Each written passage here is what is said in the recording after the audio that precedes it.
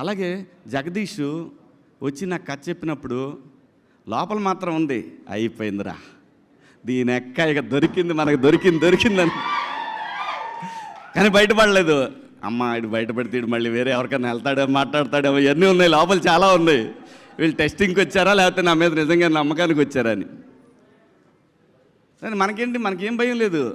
Baahubali cinema వచ్చిపోయినా కానీ నేను భయపడేవాడిని కాదు.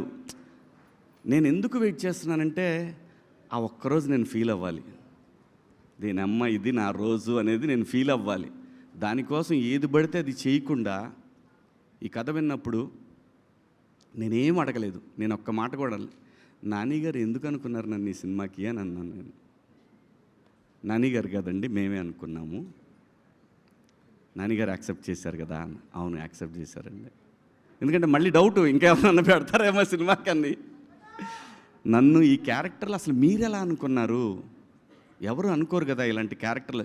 కానీ నాకు తెలుసు లోపల నర్రూప రాక్షసులు అనే ఆర్టిస్టులు ఉన్నారనే విషయం నాకు మాత్రమే తెలుసు. అది అడిగినప్పుడు నా డైరెక్టర్ శ్రీనివాస్ రెడ్డి అని ఉన్నాడు, ఆయన కొడుకే ఈ కార్తీక్. తను సజెస్ట్ చేశాడంట జగదీష్కి,